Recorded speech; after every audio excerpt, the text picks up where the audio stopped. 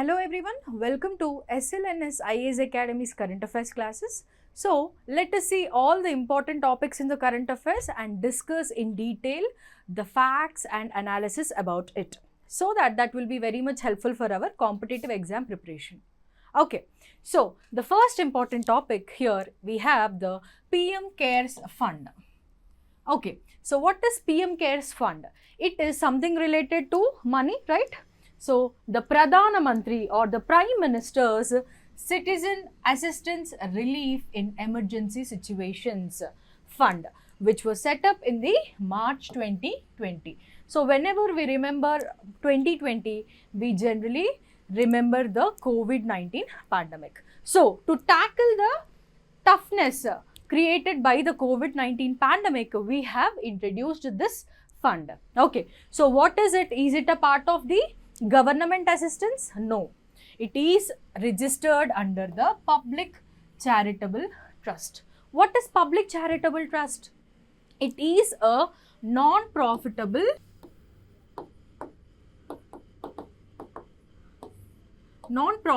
trust which is registered under India's Trust Act 1992. Okay, so this is not part of the government. Okay, so what it means? For example, different types of projects and schemes, the government will allocate the budget in the annual financial statement, right? Every year, for example, agriculture schemes, etc. will be getting certain amount, certain support from the government. But this fund, PM CARES Fund, is not at all given any allocation from the budget, government's budget. Okay, so then what is the source for this fund? So it is the people like you and me, or different NGOs or different organizations, MNC companies, etc. will provide voluntary contribution to the PM CARES Fund. Okay, so it is based on the voluntary contributions. So no support from the government. So recently the central government has said to the Delhi High Court that the PM CARES Fund is a part of the Public Charitable Trust, but not as a public authority, which will come under the purview of the RTI. What is RTI? Right to Information Act 2005, which came into force in 2005. So under RTI, the public authority has to provide information to the public. But the government said this PM CARES Fund is not a part of the government. Okay, and what more it said? So it said it is in the pattern similar to the Prime Minister's National Relief Fund. Okay, so this fund, what is this fund? So this fund will provide aid to the public in cases of natural and man-made disasters. Okay, so which is also chaired by the Prime Minister. So who chairs this one? It is the Prime Minister. Okay, so Prime Minister also chairs this one. So this is similar to the Public Charitable Trust again. Okay, not part of a government. Next, it also stated that it is not the part of the Consolidated Fund of India. Okay, so according to Article 266, Clause 1 of the Indian Constitution, which provides for the Consolidated Fund of India. So this Consolidated Fund of India primarily deals with the government account. Okay, so it deals with the government money. Okay, so it includes the loans, etc. So under which article?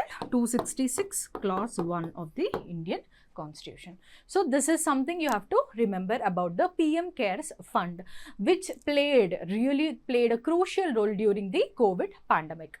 Okay, coming to the next important article, we have Samudra Pradakshina. So this word itself indicates that Samudra means ocean, Pradakshina means to circumnavigate. Whenever we go to temple, we generally do the Pradakshina. So the word itself tells us that we are circumnavigating the oceans. So what it means?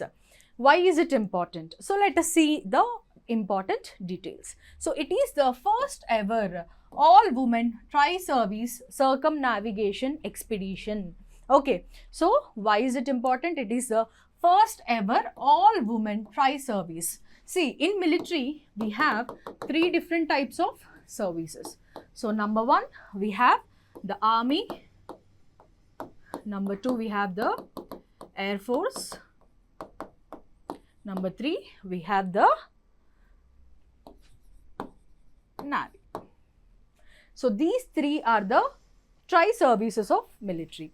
So first time the women officers from Army, Air Force and Navy have led an sailing expedition. Okay, so which is taken by the IASN Triveni. So Indian Army sailing vessel Triveni has carried them. What is this vessel? It is a yacht, 50-foot yacht which is made in Puducherry. So we Indians have manufactured it. Okay, so manufactured in Puducherry.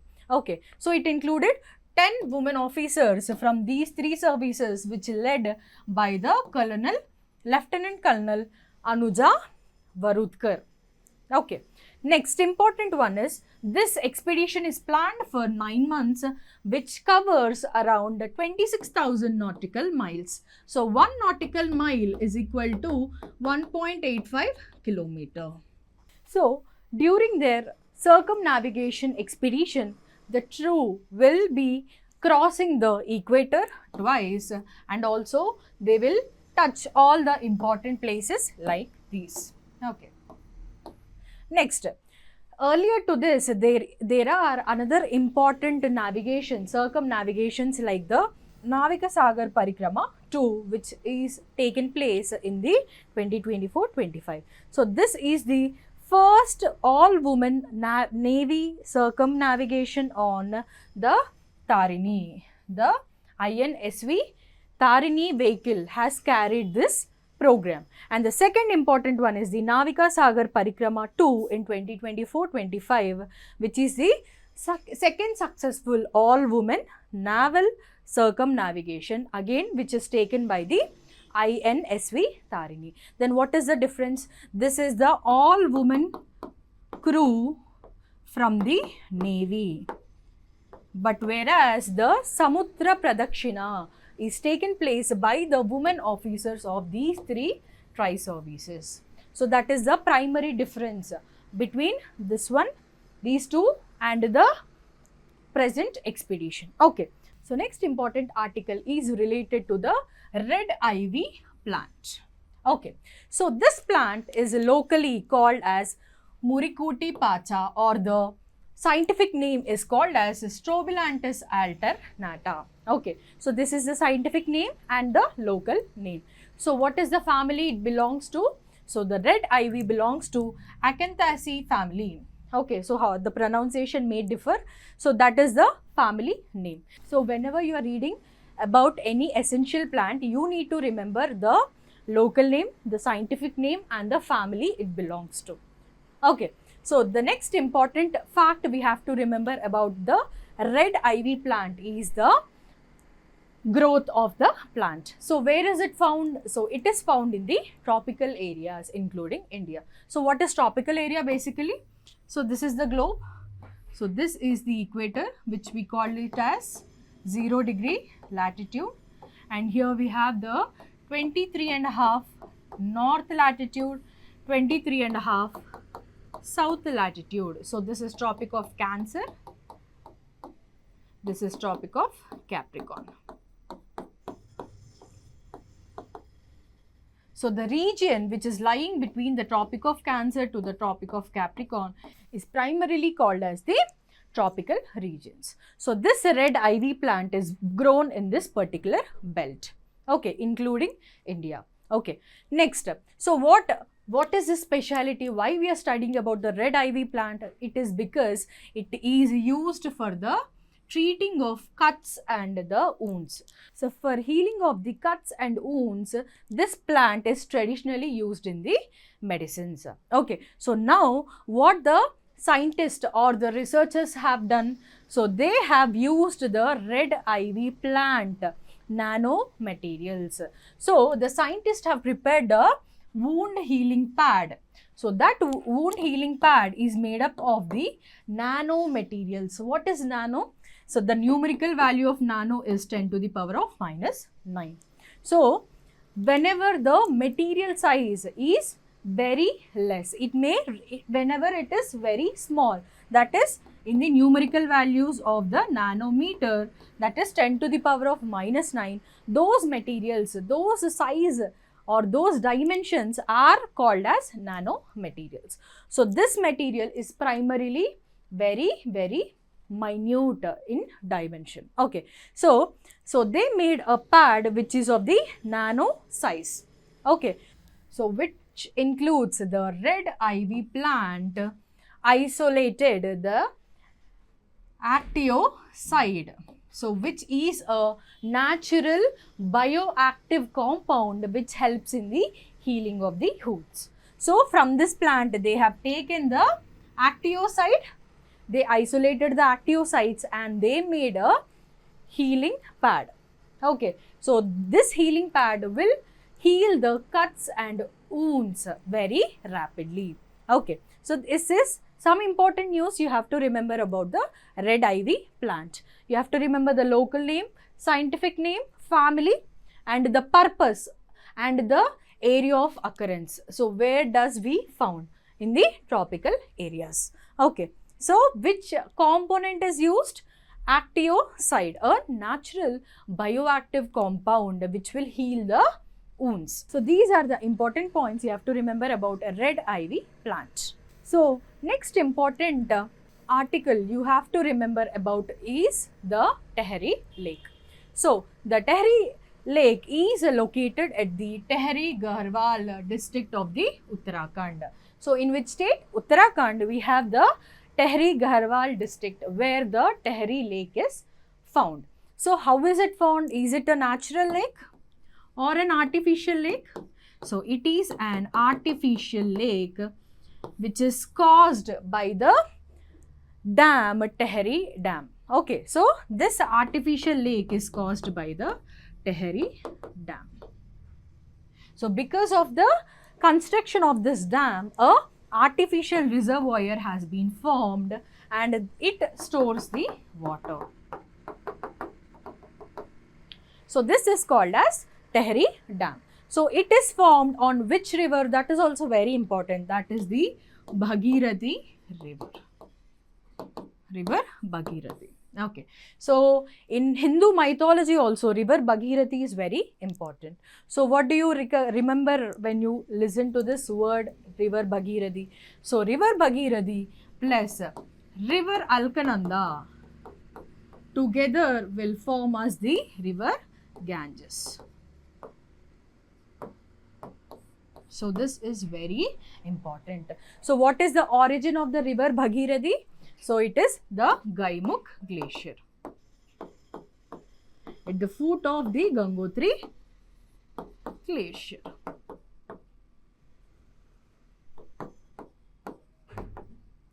So try to remember all these points. The location, whether is it artificial or whether it is natural. So which dam is leading to this artificial structure?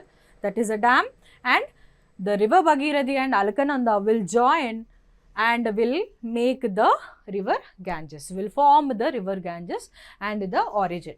So this is about the Tehri Lake. Now let us see another important topic, that is the tea board of India, right? So teas are very addictive thing nowadays, right? So the tea board of India is a statutory body under the Ministry of Commerce. So what we think generally, since it is a form of beverage, we think it might come in the Ministry of Agriculture or something else, and students will confuse in this point. So it is under the Ministry of Commerce and a statutory body. What is meant by statutory body? Means it is created under a statute or law. So based on the Tea Act, this body has been created, giving it a statutory status. Okay, so this board primarily consists of 31 members, including the chairman. So 30 plus chairman, who are basically drawn from the MPs, that is the member of parliament. We have the producers, producers of tea. We have the traders involved in the tea trading. We have the tea brokers or the mediators. We have the consumers. We have representatives from the government, from the principal tea producing states. See, we have some important states which produce tea, because tea requires certain geographical conditions which are not available throughout the India. Okay, so the states which produce the tea will send their representatives and from different tea trade unions. So these 30 members are from these sections of tea community. Okay, so next, so the board is reconstituted for every 3 years. So for every 3 years, the members of the tea board will be keep on changing. So where is the headquarters? So the head office is in the Kolkata. Okay, so Kolkata is in West Bengal. So we have overseas offices also, that is out of the country. We have at Moscow, Dubai, Hamburg, London and New York. So all these places also we have offices. Next, so as a regulated body, it is having control over the producers of tea, manufacturers, exporters and tea brokers, auction organizers and warehouse keepers through various control orders notified under Tea Act. So it will control these different types of organizations which are involved in the tea trading. Okay, so these are important points to remember about the Tea Board of India. So these are the important topics for today's current affairs. So let's see the other important topics in the coming classes. Thank you.